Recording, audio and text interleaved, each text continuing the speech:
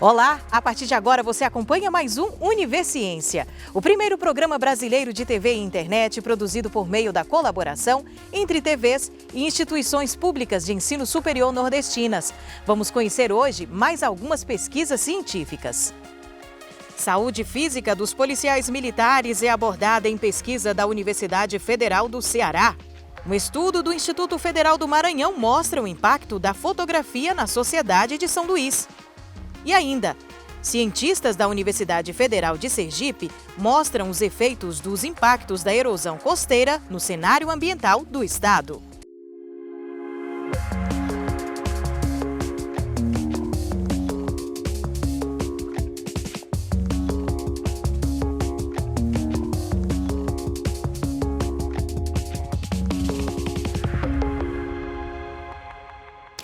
A segurança pública é um dos grandes desafios do Brasil. Os problemas deste setor afetam a sociedade de diferentes formas. E pensando nisso, uma pesquisa desenvolvida pela Universidade Federal do Ceará lançou um olhar sobre um assunto importante, porém não muito abordado: a saúde física e mental dos policiais militares. Vamos conferir mais a respeito dessa pesquisa?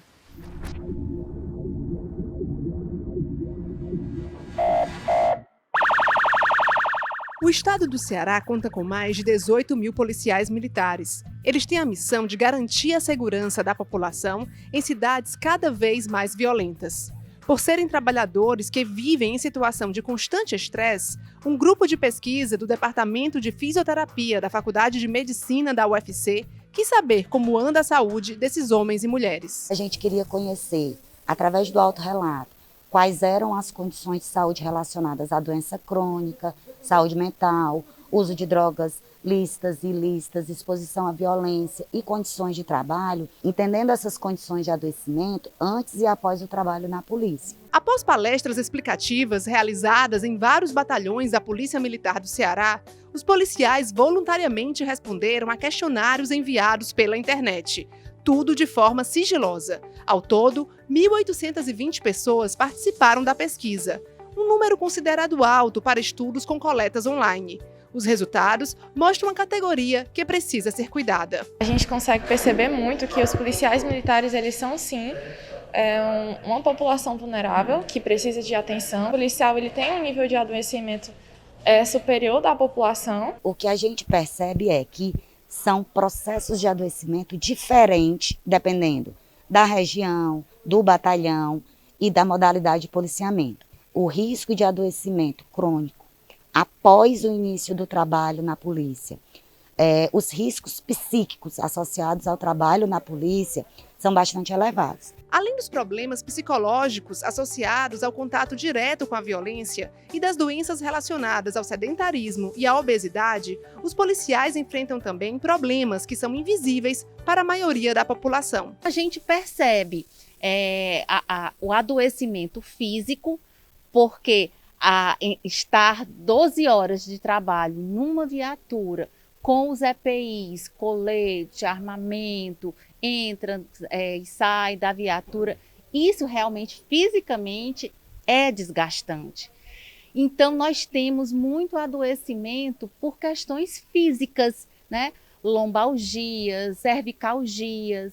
Os policiais precisam cuidar da saúde física e mental. É por isso que o projeto da UFC vai além da pesquisa acadêmica e promove ações de saúde nos batalhões.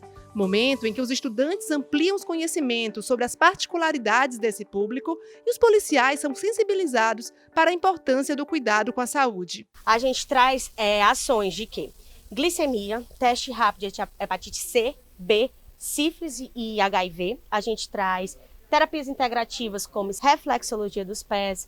A gente traz ventosoterapias, tá? Então, tudo que é parte também de orientação, de conscientização. Saí bem mais relaxada, né? Tava com muita tensão nessa região do tronco, aqui na região da nuca, ombro. A partir do momento que nós recebemos esse tipo de serviço, a gente acaba se sentindo valorizado, né? Porque foi algo que foi pensado para o bem-estar da gente. Então, o nosso psicológico também acaba melhorando. Nosso dia a dia, né? Que é um dia a dia um pouco mais tenso, é um dia a dia assim. E assim, a Polícia Militar, ela é um pouco mais retraída para a questão de procurar esse tipo de ajuda, procurar esse tipo de procedimentos. a gente é já de natureza já um pouco mais contido a respeito de expressar as dores ou algo do tipo assim que esteja precisando, né? A gente não procura esse tipo de apoio. E assim, esse apoio vindo até o quartel é de fundamental importância. A realização do projeto é fruto de uma articulação da UFC com a Secretaria de Segurança Pública e Defesa Social do Governo do Estado e com a Polícia Militar do Ceará.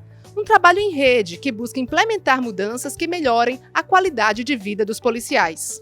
Coisa que a gente tem de bastante positiva é a gente considerar que quando você desenha uma pesquisa e constrói com parceiros estratégicos na perspectiva de mudança de cenário, a gente consegue ver isso. A importância da pesquisa, né, desenvolvida pela UFC com a Polícia Militar, ela é fundamental, porque a gente sai do empírico para o científico e a gente trabalha com dados consistentes, e esse argumento é forte para a ressignificação e a construção de novas políticas de saúde e de valorização desse trabalhador na instituição. Os policiais, eles percebem essa presença mais forte desses serviços que tanto a coordenadoria como a Universidade Federal, junto com a pesquisa, ela acaba oferecendo. A instituição hoje é muito aberta para o público, para a faculdade, para as experiências.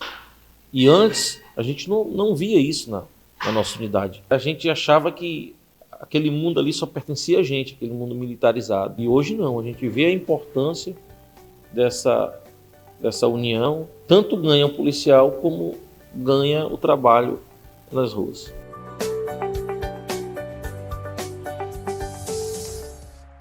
E a seguir, o impacto da fotografia na sociedade de São Luís do Maranhão. Univerciência volta já já.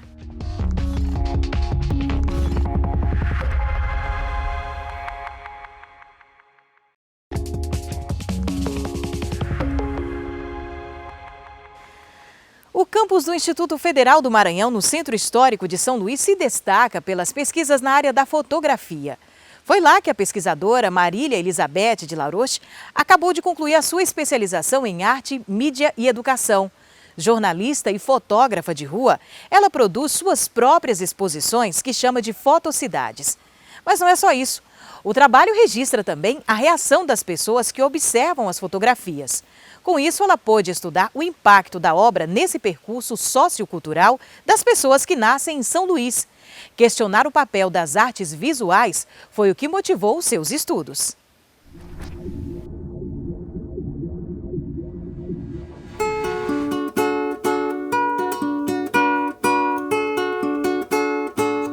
Então, eu sou Marília de Laroche, nasci em Belo Horizonte, Minas Gerais.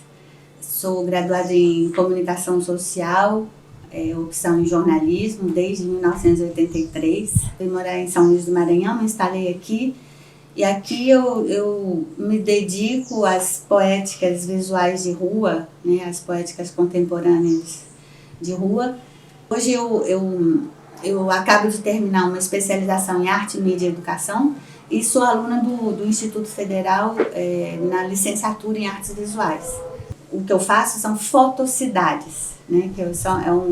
Fotocidade é um neologismo que eu criei a partir dos verbetes foto, luz e cidade, morada coletiva. Eu fotografo, eu imprimo, eu exponho e depois eu registro o que essas fotografias causam nas pessoas. Esse trabalho de registrar o depois é o que me levou à pesquisa, né? Perceber nas posições, porque quando eu fotografo a pessoa olhando as imagens, eu percebo gestos, sabe? A intensidade com que ela olha para as imagens, sabe? Eu vou buscar ali dentro o corpo, né? O corpo, a memória, o que está causando. Então, é tudo muito, muito sutil e ao mesmo tempo é uma relação tão linda. Vários exemplos eu tenho dessas intervenções, por exemplo, os 400 ângulos, que são 400 fotografias de 400 esquinas que eu fiz da cidade para os 400 ângulos da cidade. É um quadrado de 2 metros com 100 fotografias de cada lado e as pessoas têm que fazer a volta, né, virar a esquina para ver as esquinas. E os comentários eram absurdos, eles falavam, nossa, olha essa esquina toda quebrada, olha essa, quanto lixo, nossa, o prefeito não faz nada. E aí que entra, né, o meu papel, né, que entra a minha intervenção, a minha mediação.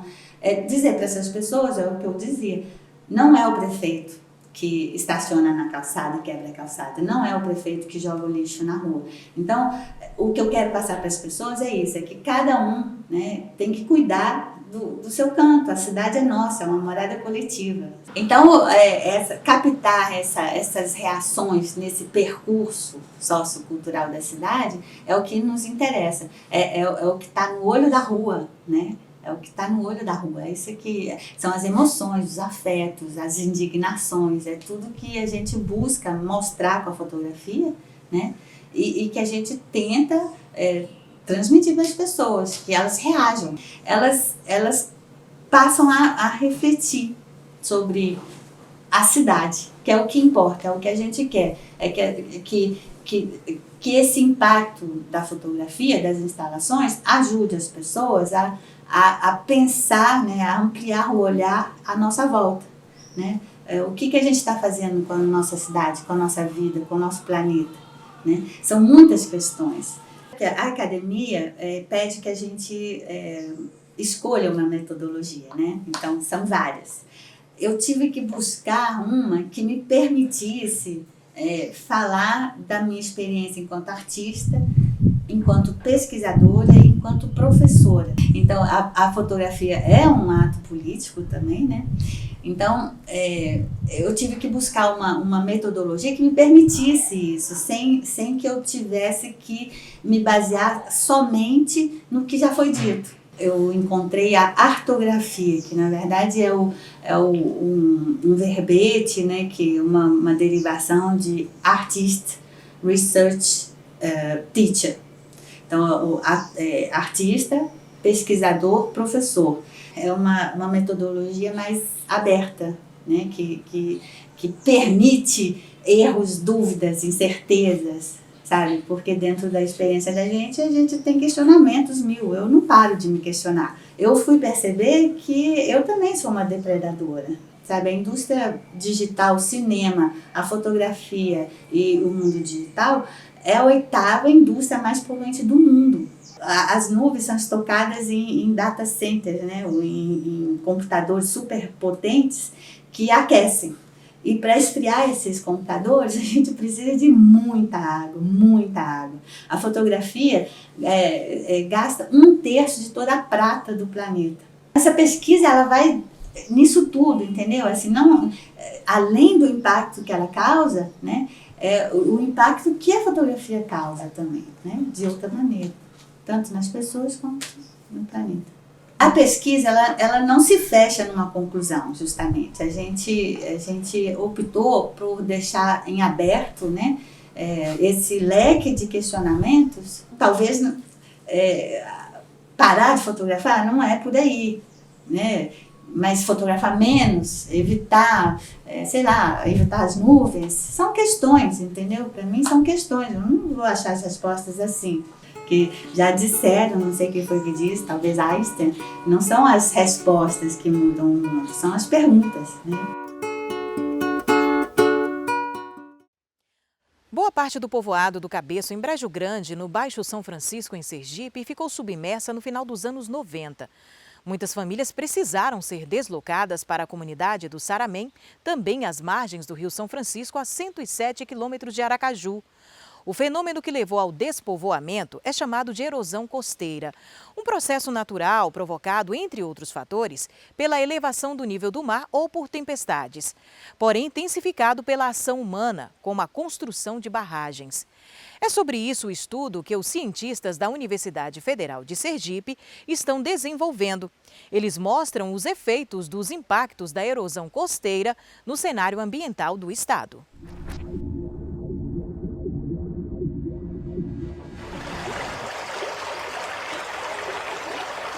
Eu morei no Cabeço, quase 20 anos, e vim para aqui morar no Saramém, sabe? E aqui construir outra vida, né?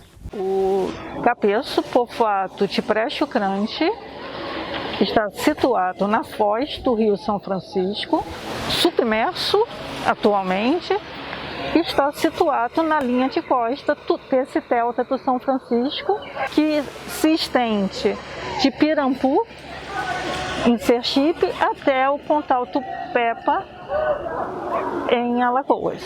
Eu saí de lá porque o mar tirou a gente, destruiu aquela parte daquele povoado, mas tinha outra parte atrás da gente, que era um pedacinho aqui do Arambipe. Aí a gente fizemos barraco para trás. E aí depois o mar veio, tirou a gente de novo. E a gente tivemos que vir para aqui. O povoado do Cabeço foi inundado e destruído pelo avanço do mar. Que se não fosse essa seca do velho Chico, nós ainda estávamos ali.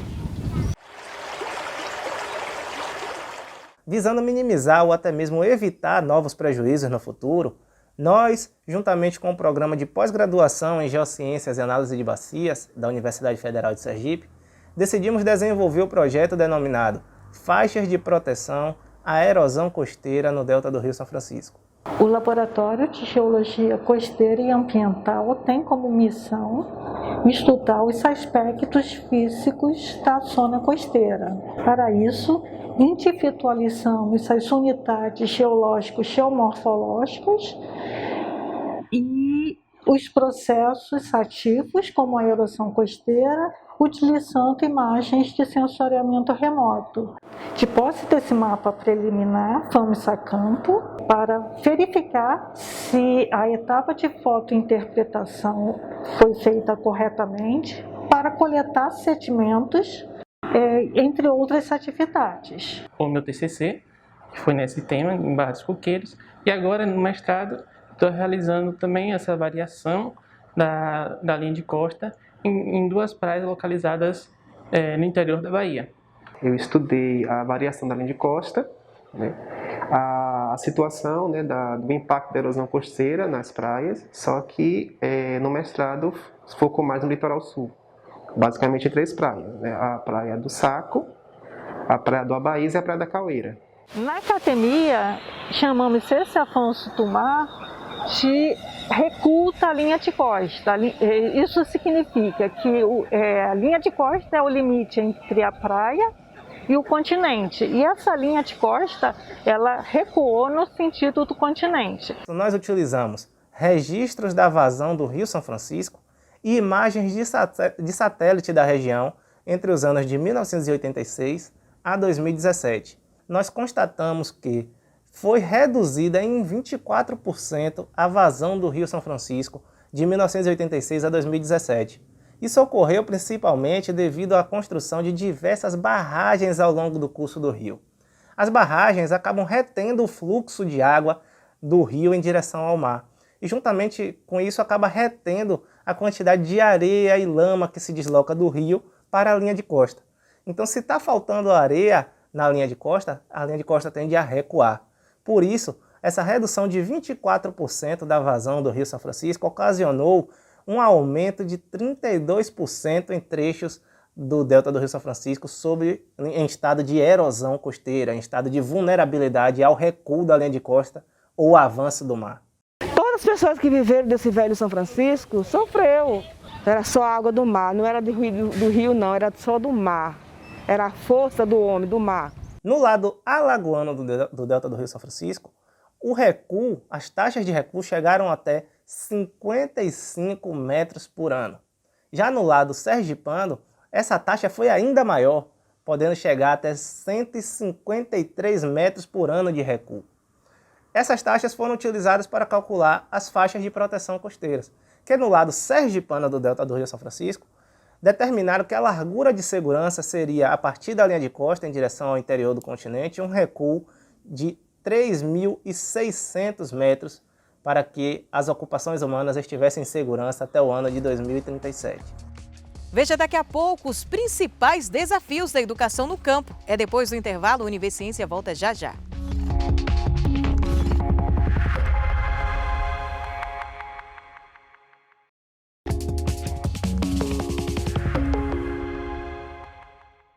A nossa Constituição assegura que a educação é um direito de todos, dever do Estado e da família. Mas para que esse direito seja garantido, é preciso enfrentar desafios que são ainda maiores para quem vive no campo. Mas como isso vem sendo discutido no Brasil? É o que busca responder uma pesquisa da Universidade Estadual do Sudoeste da Bahia. Vamos conferir? A principal problemática que nos interessava analisar era conhecer qual era a concepção de inclusão na perspectiva dos movimentos sociais do campo, partindo de uma premissa de que estes movimentos, quando eles debatem a dimensão do acesso aos direitos, eles reivindicam esses direitos dentro de uma perspectiva coletiva. Então, a gente quis analisar como é que se constrói isso em termos de fundamentos do direito e também de uma reivindicação de direitos a partir da luta desses povos. Na verdade, essa pesquisa é resultado já de um arcabouço de estudos que eu venho fazendo junto com a professora Lia Barbosa, tanto no grupo de pesquisa dela como no meu grupo de pesquisa aqui na UESB, que é o GEPENDEC. E nesses grupos a gente discute a perspectiva dos movimentos sociais enquanto sujeitos coletivos, a sua diversidade, observando aí a praxis política e educativa desses sujeitos coletivos. A gente viu, né, que entre os desafios que nós observamos na conjuntura brasileira, mas também dentro da conjuntura latino-americana, é o fato de que os jovens ou as populações que estão localizadas nas zonas rurais, elas são, por excelência, aqueles sujeitos coletivos que têm o menor acesso a direitos, inclusive direitos constitucionais, como o direito à educação. Quando nós olhamos a história educacional do Brasil, somente no final dos anos 90 que a gente começa a observar um tensionamento desse processo, porque os movimentos sociais do campo eles começam a reivindicar a justiciabilidade do direito à educação para essas populações. E o próprio debate da educação do campo, que foi iniciado no final dos anos 90, vem evidenciar essa reivindicação desses movimentos, iniciando, né, pelo movimento dos trabalhadores rurais sem terra, mas articulando-se também a outros movimentos do campo. E aí a gente vê que já na virada do século, durante já o início do século XXI, a gente vai realmente observando uma ampliação de uma série de marcos regulatórios que vão garantindo, primeiro, o reconhecimento da educação do campo, no âmbito das políticas públicas, a própria ampliação da quantidade de escolas do campo, entre outros marcos regulatórios. Então, a educação do campo, a diferença entre a educação rural é essa, porque a educação rural é pensar a educação dentro do ponto de vista do Estado capitalista, pela classe dominante, de maneira vertical, enquanto que a educação do campo nasce das lutas dos sujeitos, né, dos sujeitos históricos, coletivos, dos movimentos sociais do campo, dos intelectuais que pesquisam essa temática, e aí a gente vê essa grande diferença. Enquanto um nasce da classe trabalhadora, outro é um paradigma da classe dominante. A gente vê que todo esse conjunto de conquistas que foram adquiridas nessas lutas empreendidas durante a década de 90 e os primeiros 15 anos já do século XXI, essas políticas públicas elas começaram a ficar minguadas. A gente já não vai ter um financiamento, já durante o governo de Jair Bolsonaro, já não é feito nenhum financiamento em relação ao PRONERA, por exemplo, o Programa Nacional de Educação da Reforma Agrária.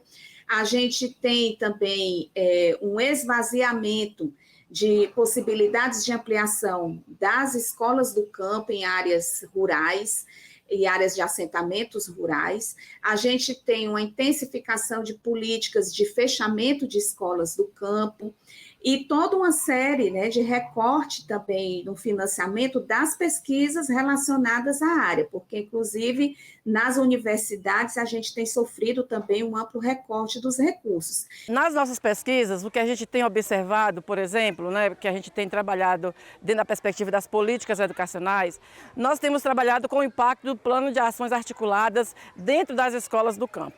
E o Plano de Ações Articuladas, o PAR, que surge em 2007, na época que o ministro da Educação era o Fernando Haddad, no governo Lula, de lá até hoje, né, ele já passou por 4 ciclos e a gente tem buscado entender como que esses programas do Plano de Ações Articuladas têm impactado na educação do campo.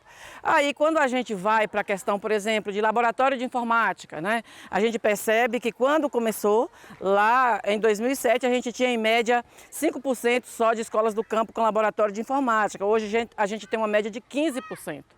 Né? A questão da internet na escola, né? Banda larga, que a gente tinha uma média de menos de 10%, hoje a gente tem uma média de 40%. O próprio transporte escolar, que é o programa A Caminho da Escola, o Brasil Carinhoso, que a gente não tinha esses programas antes e que eles têm impactado consideravelmente para a permanência e a continuidade, o acesso e a permanência da educação dos alunos do campo na escola. Historicamente, quando a gente olha para a presença das escolas nas zonas rurais, você tinha antigamente só até o que seria a 4ª série, né? Era na época ainda das séries. Todas essas lutas que foram empreendidas na década de 90 e que culminaram também na construção também de uma política nacional de educação do campo, elas permitiram garantir o acesso universal na educação básica, permitiram também ampliar a presença das escolas do campo, em muitas regiões do país, principalmente no Nordeste do Brasil, e, inclusive, também permitiram uma ampliação da presença das juventudes camponesas dentro das universidades. Então, a gente percebe que tanto na formação continuada com vários programas, na gestão escolar, na prática pedagógica, essas políticas educacionais, nesse decorrer do Plano de Ações Articuladas, ele tem feito com que o ensino se melhore consideravelmente nas escolas do campo. Né? Claro que a gente também tem que ressaltar que ainda estamos num processo de avanço. Muito precisa ser feito ainda e a gente espera que haja um compromisso político, educacional, né? Dos gestores, dos próximos gestores, nesse sentido de melhorar ainda mais as condições de acesso e permanência das nossas crianças do campo. E o Universiência de hoje fica por aqui, mas no próximo programa tem mais pesquisas científicas produzidas pelas instituições públicas de ensino superior do Nordeste para a gente conhecer. E você já sabe, se tem alguma dúvida ou sugestão, envia para o nosso e-mail universiencia@uesb.edu.br que a gente explica por aqui num próximo programa. Tchau, tchau e até lá!